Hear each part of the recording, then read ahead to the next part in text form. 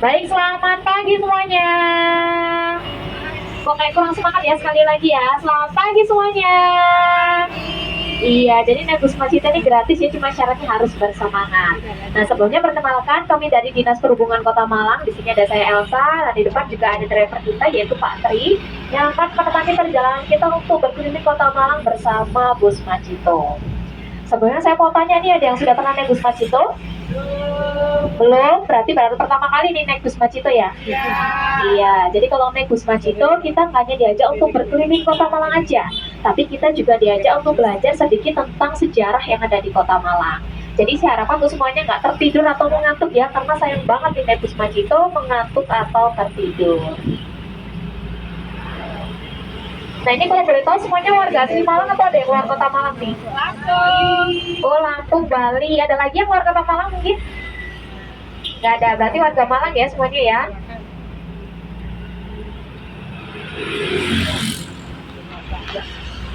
Nah, ini di sebelah kanan kita, di ujungnya ada bangunan warna putih dan abu-abu. Ini adalah perpustakaan Kota Malang. Jadi perpustakaan Kota Malang ini dibangun dari perusahaan Rokok Kretek pada tahun 1965. Kemudian seiring berjalannya waktu karena sepi, akhirnya diambil alih oleh pemerintah daerah Kota Malang pada tahun 1972. Nah, ada yang tahu nggak kira-kira sekarang ini kita berada di jalan apa? Jalan Ijen, betul sekali. Nah, biasanya di ujung depan sana ataupun di ujung belakang sana itu ada yang tertuliskan Ijen Boulevard. Ada yang tahu nggak Ijen Boulevard itu berasal dari bahasa mana? Belanda, betul sekali. Ada yang tahu artinya apa? Jalan besar, betul sekali. Jadi Ijen Boulevard itu berasal dari bahasa Belanda yang artinya adalah Jalan Besar Ijen atau Jalan Kembar Ijen. Jadi dulu di sini tuh dibangun oleh arsitek ternama Belanda yang bernama Thomas Carsten, dibangun sebagai kawasan elit. Jadi dulu di sini adalah perumahan elitnya orang-orang Belanda, yang sekarang menjadi perumahan elitnya para pejabat di Kota Malang. Jadi kebanyakan di sini bukan rumah pribadi, melainkan rumah dinas. Ada rumah dinasnya Bapak Wali Kota Malang, Kepala Kapolres Malang, pemilik Hotel Tugu, pemilik Betul Group, Jasa Tirta, dan masih banyak lagi. Selain itu, bangunan-bangunan yang ada di sini itu tidak boleh direnovasi 100% karena sudah dijadikan sebagai cagar budaya oleh pemerintah Kota Malang. Kemudian di sepanjang jalan Ijen ini biasanya di hari Minggu dipakai untuk CFD atau Car Free Day, dimulai dari jam 6 hingga jam 10 pagi. Jadi buat semuanya yang mau jalan-jalan, mau olahraga ataupun kuliner bisa datang ke jalan Ijen ini di hari Minggu dari jam 6 hingga jam 10 pagi. Selanjutnya bisa dilihat di sebelah kiri kita, ini ada bangunan berwarna hijau. Ini adalah Museum Brawijaya. Untuk masuknya sendiri itu tiket masuknya sekitar 5.000 sampai 10.000 rupiah per orang. Jadi di dalamnya Museum Brawijaya ini banyak sekali benda-benda sejarah pada zaman dahulu. Ada bendera, ada seragam, ada senjata, ada gerbong maut, dan juga ada perahu. Nah, untuk gerbong mautnya sendiri itu dulunya dipakai perang untuk mengangkut 100 pejuang Indonesia dari Bondowoso ke Surabaya. Jadi 100 orang itu dipaksa masuk ke gerbong itu, sedangkan gerbongnya tidak ada ventilasinya. Akhirnya yang selamat sampai Surabaya hanya 12 orang dari 100 orang itu. Jadi makanya itulah disebutlah gerbong maut karena sudah memakan banyak korban jiwa. Betul, di depannya museum tadi juga terdapat 5 tank ya, yang bukan pajangan saja, tapi dulunya pernah dipakai perang di Surabaya. Pada tanggal 10 November yang sekarang kita peringati sebagai hari apa?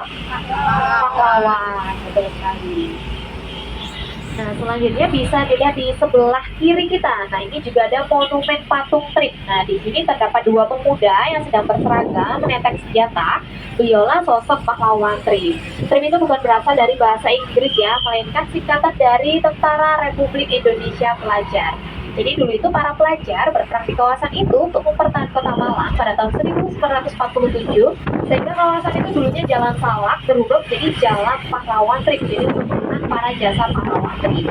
Tidak jauh dari patung Trip tadi juga terdapat makamnya para pahlawan Trip, yang makamnya dijadikan satu dalam satu liang lahat dan tertuliskan nama 35 tentara yang gugur.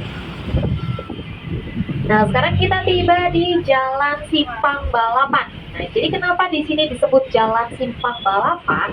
Karena dulunya di sini itu adalah tempat balapannya kuda atau tempat pacuan kuda. Tempatnya dari gedung Polkesmas sana. Nah, taman ini dulunya adalah gerbang pintu masuknya menuju tempat pacuan kudanya. Kemudian di tengah-tengah taman ini juga ada monumen patung pahlawan, pahlawan asli Malang, asli Sumber Manjing Kulon. Namanya disematkan di nama jalan dan nama terminal di Kota Malang. Ada yang tahu namanya pahlawan siapa? Siapa Pak? Hamid Rusdi, betul sekali. Jadi jangan sampai salah jawab pahlawan Landung Sari atau Arjo Sari ya. Biasanya orang-orang kalau saya tanya itu jawabnya seperti itu. Jadi beliau bernama pahlawan Hamid Rusdi. Selain yang namanya disematkan di nama jalan dan nama terminal di Kota Malang, beliau ini juga penciptanya bahasa warisannya Malang. Kayak ngalam uma ayas nakam, nah beliaulah yang menciptakan. Jadi bahasa warisan Malang ini bukan bahasa gaulnya Rek Malang ya, tapi dulunya adalah strategi untuk mengelabui kolonial Belanda. Karena pada masa itu sebagian kolonial Belanda sudah paham bahasa Indonesia.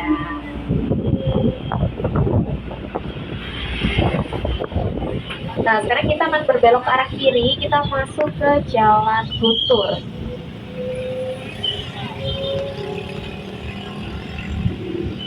Nah, ini bisa dilihat di sebelah kanan kita ini juga ada salah satu gereja tertua di Kota Malang, yaitu Gereja Ijen yang sudah berdiri sejak tahun 1934. Nah, Gereja Ijen ini juga sudah dijadikan sebagai cagar budaya oleh pemerintah Kota Malang. Fasilitasi ada taman bermainnya, kemudian ada tempat buat duduk-duduk santai, dan juga ada mini futsalnya. Kemudian kalau yang di sebelah kanan kita ini adalah hutan tengah kota atau hutan Kota Malabar. Jadi hutan Kota Malabar itu merupakan paru-parunya Kota Malang. Kita sudah di Kota Malang. Kemudian biasanya di hutan Kota Malabar ini dipakai untuk menanam papan camping atau biasanya untuk sesi untuk jogging atau bisa juga olahraga seperti jogging. Untuk masuknya sendiri tidak berbayar, cuma berbayar parkirnya aja di depan. Kemudian di seberang dari hutan Kota Malabar ini, tempat di sebelah kanan kita, ini juga ada pasar Oro-Oro Dowo. Ini pasar Oro-Oro Dowo ini merupakan pasar semi tradisional modern. Jadi pembayarannya sudah bisa melalui non tunai, jadi tinggal scan kris gitu. Kemudian tersedia juga troli, jadi belanjanya lebih praktis. Kemudian pasarnya juga lebih rapi dan lebih bersih karena lantainya sudah berkeramik. Jadi makanya itulah disebutlah pasar semi tradisional modern. Nah, sekarang kita tiba di Jalan Brigjen Slamet Riyadi atau biasa disebut Oro-Oro Dowo. Nah, jadi kenapa di sini disebut Oro-Oro Dowo? Karena dulunya di sini itu adalah rawa-rawa yang panjang. Kemudian karena penduduknya orang Jawa, jadi makanya disebutlah Oro-Oro Dowo. Nah, di sini merupakan jalur satu arah, jadi kalau lewat sini jangan sampai melawan arah. Demi keselamatan dan juga di sini sudah dipantau oleh CCTV Dinas Perhubungan Kota Malang. Kemudian kami informasikan kembali terkait jam operasionalnya Bus Macito, yaitu hari Senin sampai hari Kamis dari jam 9 hingga jam 14.20 trip terakhir. Jumatnya libur, Sabtu dan Minggu dari jam 10 hingga jam 16.50. Daftarnya ada dua opsional, bisa daftar online dan di Play Store namanya Macito, cuma sementara waktu server sedang ada perbaruan. Jadi kadang bisa diakses, kadang nggak bisa. Kemudian bisa daftar secara manual, cuma datangnya harus lebih awal untuk mendaftar dulu, dan juga kuotanya terbatas. Kemudian untuk poolnya Macito ada dua. Kalau hari Senin sampai hari Kamis ada di Jalan Tenis di belakangnya Moge seperti yang hari ini tadi. Kalau hari Sabtu dan Minggu ada di Tawira atau Tareko belakangnya Balai Kota Malang.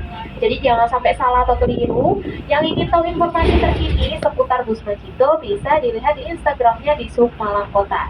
Biasanya kalau ada pemberitahuan Bus Macito libur itu diinformasikan di Instagramnya di Sub Malang Kota.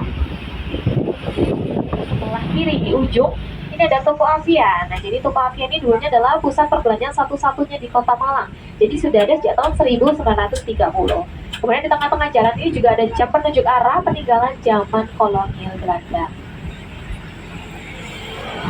Kemudian di sini juga ada tempat kuliner yang legendaris, bisa dilihat di sebelah kanan ada pagar kuning dan hijau, ini adalah warung sate gebuk. Nah, jadi warung sate gebuk ini sudah ada sejak tahun 1920. Jadi warung sate gebuk kita menjual sate olahan daging sapi yang digebuk kemudian dibakar. Jadi kayak sate kombo gitu.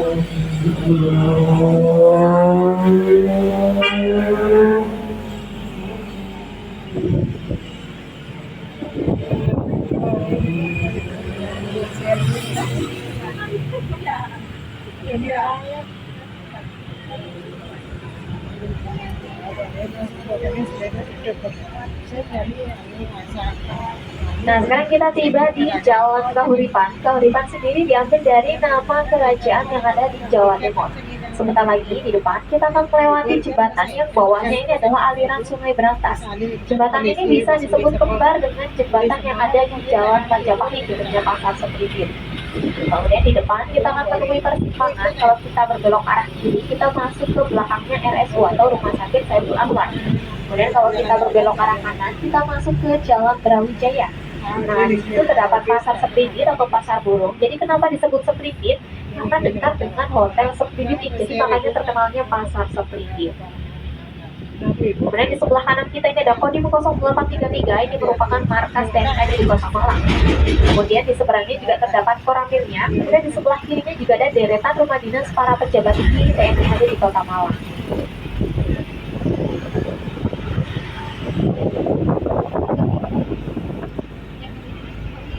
Nah, ini bisa dilihat di sebelah kanan kita, ini adalah alun-alun Tugu atau alun-alun Bundar. Jadi dulu di sini tuh cuma lapangan berbentuk bundar, tanpa ada monumen tubuhnya, tanpa ada apapun, cuma lapangan aja berbentuk bundar. Kemudian 1 tahun setelah kemerdekaan, barulah dibangun sebuah tugu yang diresmikan oleh presiden pertama kita, yaitu Bapak I.R. Soekarno pada tahun 1953. Tugu ini berbentuk seperti bambu, menjadi simbol sejarah bangsa Indonesia. Tugu ini juga dikelilingi oleh bunga teratai berwarna merah dan putih seperti bendera bangsa Indonesia.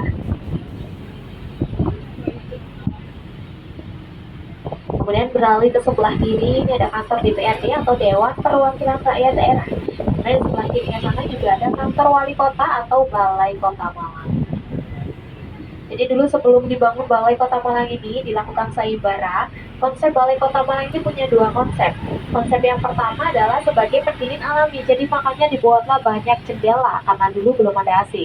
Konsep yang kedua adalah sebagai benteng pertahanan. Jadi kalau dilihat dari atas, Balai Kota Malang ini membentuk seperti huruf M.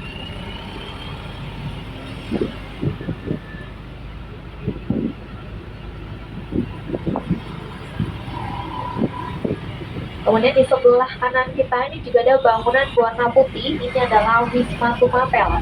Jadi Wisma Tumapel ini dulunya adalah penginapan para pejabat tinggi kolonial Belanda. Jadi dulunya ini adalah penginapan yang mewah yang di dalamnya ada basement atau terowongan yang bisa menembus sampai ke SMA Tugu. Cuma sayangnya sekarang sudah ditutup, sudah dicat, tidak bisa diakses lagi.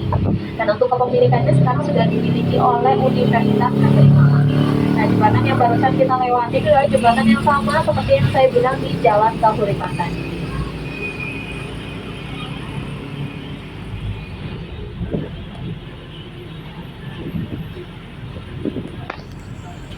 Nah, bisa dilihat di sebelah kiri kita ini adalah Mall Ramayana atau Mall Pelayanan Publik. Jadi dulu sebelum Mall Ramayana atau Mall Pelayanan Publik dulunya adalah penjara wanita yang sekarang beralih menjadi Mall Ramayana atau Mall Pelayanan Publik. Jadi buat warga Malang yang ingin ngurus surat-surat kayak KTP, SIM, BPJS, atau mau bayar pajak, bisa di lantai 3-nya Mall Ramayana. Kemudian di sebelah kiri kita ini juga ada alun-alun Kota Malang. Jadi Malang ini punya 2 alun-alun ya, yang tadi adalah alun-alun Tugu, yang ini adalah alun-alun Kota Malang yang terletak di Jalan Merdeka. Jadi di sini sudah difasilitasi, ada air mancurnya yang sewaktu-waktu bisa menyala, ada taman bermainnya untuk anak-anak, dan juga ada tempat buat duduk-duduk santai menikmati suasana Kota Malang. Kemudian di sebelah kanan kita ini juga ada Mall Sarina. Sarina sendiri diambil dari nama asisten presiden pertama kita, yaitu Bapak I.R. Soekarno. Kemudian karena kebaktiannya kepada beliau, akhirnya namanya disematkan di nama mall, yaitu Mall Sarina. Kemudian masih di sebelah kanan kita ini di ujung juga ada salah satu gereja tertua di Kota Malang, yaitu Gereja Kayu Tangan yang sudah berdiri sejak tahun 1905. Kemudian ini di tengah-tengah di sebelah kanan ini juga ada patung setengah badan. Ini patungnya Bapak Khairil Anwar, pencipta puisi Aku, yang di bawahnya juga terdapat puisinya. Nah, sekarang kita mau masuki Jalan Basuki Rahmat atau biasa disebut Kayu Tangan Heritage. Nah, ini bisa dilihat di sebelah kanan dan kiri kita ini lampu-lampunya, tempat duduknya, trotoarnya hampir sama seperti di Malioboro, Yogyakarta. Jadi memang di sepanjang Jalan Basuki Rahmat ini menyatukan nuansa Jalan Malioboro, Yogyakarta dan Jalan Braga yang ada di Bandung. Jadi harapannya masyarakat tidak perlu jauh-jauh pergi ke Jogja ataupun ke Bandung untuk merasakan suasana seperti di sana. Untuk kayu tangannya sendiri, kenapa disebut kayu tangan? Karena di sini diapit oleh 2 sungai. Sungai Brantas di sebelah kanan dan Sungai Sukun di sebelah kiri. Jadi dulunya lahan di sini sangatlah subur, akhirnya tumbuhlah tanaman yang dominan itu daunnya menyerupai jari-jari tangan. Jadi makanya disebutlah kawasan kayu tangan. Nah, di sini kalau malam, apalagi malam minggu, sangatlah ramai, banyak live musik anak muda-mudi, banyak tempat perkopian yang bertemakan jadul dan semakin cantik dihiasi oleh lampu-lampu yang menyala. Jadi cocok untuk berfoto-foto. Simpang Raja Bali. Kenapa disebut dengan Simpang Raja Bali? Bisa dilihat di sebelah kanan ini ada Cafe Lafayette. Ini dulunya adalah perusahaan penukaran uang asing yaitu PT Raja Bali. Sehingga persimpangan tadi disebut juga Simpang Raja Bali. Bangunan Cafe Lafayette dengan bangunan di depannya itu adalah bangunan yang kembar. Sehingga kalau dilihat dari Jalan Kauripan sana, itu seperti gerbang pintu masuknya menuju Jalan Semeru. Nah, sekarang ini kita berada di Jalan Pergunungan. Jadi di sini dikelilingi oleh nama gunung yang ada di Pulau Jawa. Jadi ada Jalan Semeru, Arjuna, Bromo, Ijen, Kawi, Telut, Galunggung, Sakuban Perahu, dan masih banyak lagi. Karena dari Tentara Dedi Pelajar. Jadi monumen ini dibangun untuk memperingati gugurnya para pahlawan ini. Di situ juga tertera nama-nama pahlawan-pahlawan yang gugur. Kemudian destinasi terakhir kita bisa dilihat di sebelah kiri kita. Ini ada bangunan warna biru dan merah. Ini adalah Stadion Gajayana. Stadion Gajayana sendiri ini merupakan stadion tertua di Indonesia yang di dalamnya mampu menampung kurang lebih 30.000 penonton. Di baliknya Stadion Gajayana itu juga terdapat kolam renang indoor. Jadi yang pernah nggak takut kepanasan atau kehujanan karena di dalam gedung. Kalau dulu namanya Slebat, kalau sekarang namanya kolam renang Stadion Gajayana. Kemudian di dekatnya Stadion Gajayana ini juga terdapat lapangan-lapangan olahraga. Ada lapangan voli, ada lapangan tenis, ada lapangan sepak bola, dan juga ada lapangan basket. Nah, sekarang kita kembali lagi ke Jalan Tenis. Gak terasa ya kita sudah kembali lagi ke punya Macito. Gimana nih perasaannya naik bus Macito? Senang ya, gak ada yang ngantuk ya? Saya ucapkan terima kasih atas antusiasnya dalam menaiki bus Macito. Mohon maaf bila ada kata-kata atau perbuatan yang kurang menyenangkan. Sebelum turun, mohon dicek lagi barang dan bawaannya. Jangan sampai ada yang tertinggal. Kemudian dihimbau untuk tidak meninggalkan sampah di atas bus Macito. Saya akhiri, selamat pagi semuanya.